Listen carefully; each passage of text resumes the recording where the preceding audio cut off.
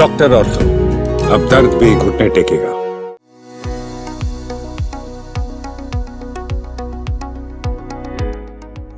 प्रदूषित हवा में पल पल सांस लेना फेफड़ों के लिए नुकसानदायक साबित होता है, फिर चाहे वो आउटडोर हो या इंडोर। मेट्रो सिटीज में दिन ब दिन बढ़ रहा प्रदूषण का स्तर रेस्पिरेटरी हेल्थ को कई प्रकार के नुकसान पहुंचा सकता है। दरअसल फेफड़ों का ख्याल न करना लंग कैंसर के जोखिम को बढ़ा सकता है। रोजमर्रा के जीवन में कई कारणों से फेफड़ों के कैंसर का खतरा बढ़ने लगता है। ये समस्या पुरुषों के साथ साथ महिलाओं को भी प्रभावित करती है। तो इसीलिए आज के इस वर्ल्ड लंग कैंसर डे के उपलक्ष्य में जानते हैं कि किसे कहते हैं लंग कैंसर, क्यों होता है ये, क्या है इसके लक्षण और लंग कैंसर के स्टेजेस क्या है। जब हमारे शरीर में सेल्स अनियंत्रित रूप से बढ़ते हुए ट्यूमर बना देती है तो इसे कैंसर कहा जाता है।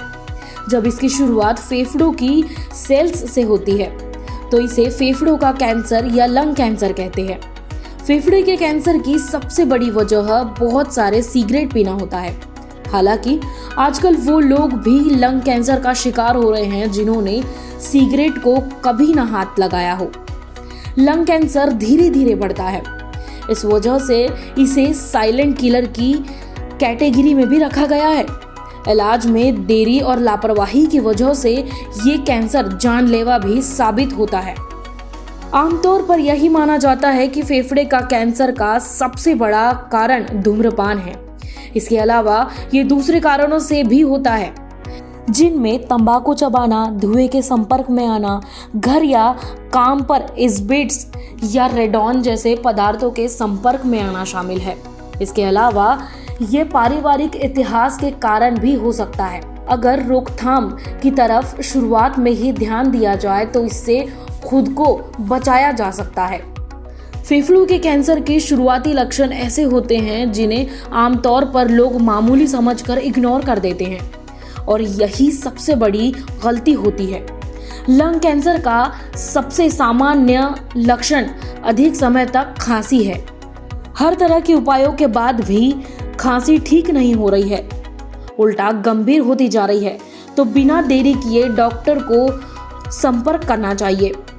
और इसके अलावा छाती में दर्द होना, सांस लेने में कठिनाई होना, खांसी में खून आना, हर समय थकान महसूस करना, बिना किसी कारण वजन कम होना, भूख ना लगना, आवाज का बैठ जाना, सिर में दर्द होना, हड्डियों में दर्द, ये सारे लक्षण हैं।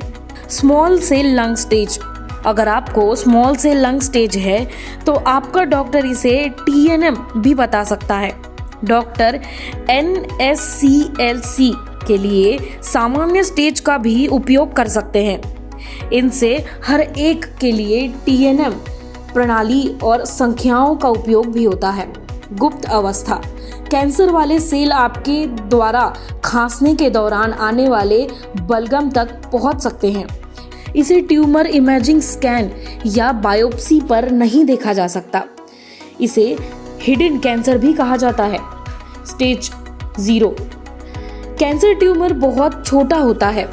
इसमें कैंसर की सेल्स फेफड़ों के गहरे टिश्यू में या फेफड़ों के बाहर नहीं फैली होती है।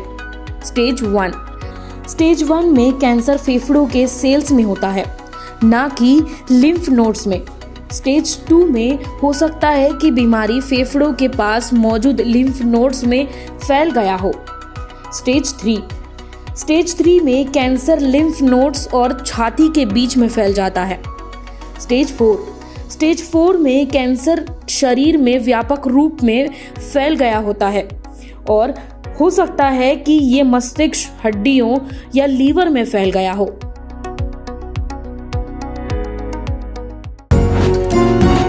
डॉक्टर ऑर्थो, अब दर्द भी घुटने टेकेगा।